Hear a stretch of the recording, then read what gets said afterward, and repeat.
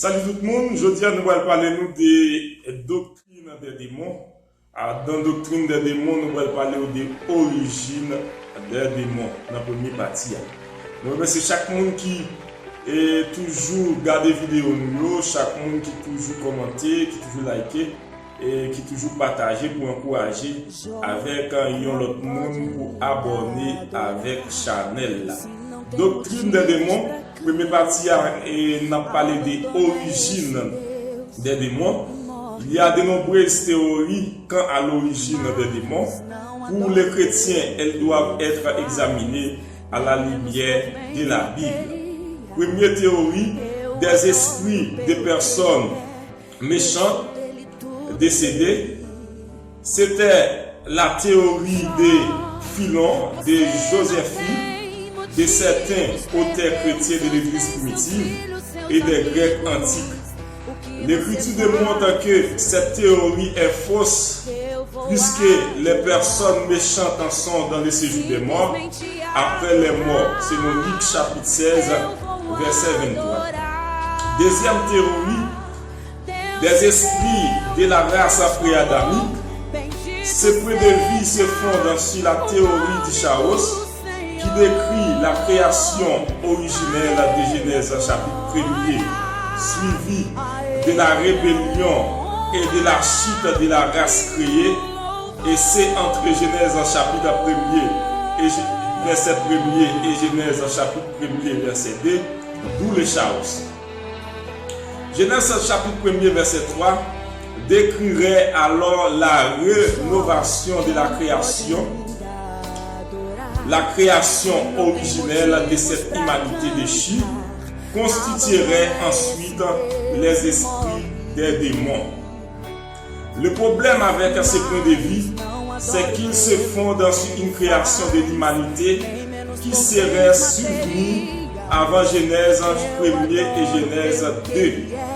Mais il n'y a aucun fondement biblique pour soutenir cela.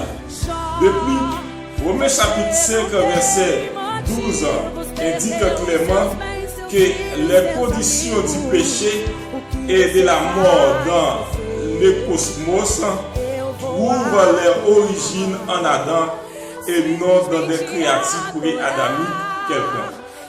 Troisième théorie, une progéniture engendrée par des anges avec des femmes.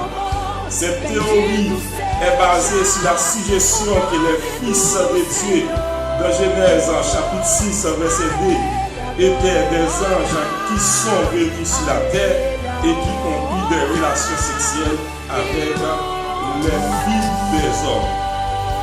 Ce qui a donné lieu à une progéniture, les Néphilins, Genèse chapitre 6 verset 4, qui étaient des démons. Cette théorie présente un certain nombre de problèmes. La suggestion que les fils de Dieu sont des anges peut être remise en question. Il ne s'agissait pas d'une union sexuelle dénaturée puisque l'expression prie pour femme dénonce une relation à l'intérieur des lieux du mariage. Jamais un acte de relation sexuelle illicite. Depuis, rien ne prouve que les héros étaient des démons. Au contraire, ils étaient probablement des héros, des guerriers féroces. Quatrième théorie, des anges déchus mais qui ne sont pas confinés. Ce point de vue qui est préférable est maintenu par Hodge, par Strong, par Morgan, Guy Belin, Onger et par d'autres. Il enseigne que lorsque Lucifer s'est rébellé contre Dieu, il est tombé de son rang privilégié et il a entraîné avec lui une foule d'anges de moindre importance. Lucifer, appelé désormais Satan, est le prince des démons. Matthieu 12, verset 24, Matthieu 25, verset 41, parle aussi du diable et de ses anges. faisant ainsi allusion aux démons. De même, Apocalypse chapitre 12, verset 7 mentionne les dragons et ses anges.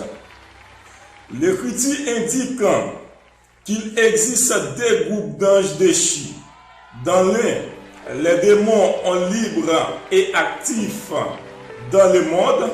Dans l'autre, ils sont liés et confinés. Certains sont confinés au Tata, traduit par les abîmes, dans 2 Pierre 2, verset 4. Ils sont confinés en raison des péchés énormes. C'était ivoire, une référence à Genèse chapitre 6, suggérant que les fils de Dieu étaient des anges. Jude 6 fait peut-être allusion à ces mêmes confinements. Un autre groupe d'anges déchus est confiné dans la Bible selon Luc 8, verset 31, Apocalypse 9, verset 2. Il était apparemment trop dépravé et nuisible pour être autorisé à parcourir la terre. Apocalypse chapitre 9 indique que ces démons seront libérés de leur confinement durant la grande tribulation pour affliger les hommes qui n'auront pas le sceau de Dieu sur les fronts. Apocalypse chapitre 9, verset 3 à 11. C'était la première partie de la doctrine des démons. Nous avons étudié l'origine des démons. Mais c'est petit temps que vous allez regarder la vidéo. Vous espérez que vous allez commenter la vidéo, vous allez liker, vous allez partager et vous allez encourager avec un autre monde pour et abonner à la chaîne là si vous voulez encourager le travail. Merci à vous.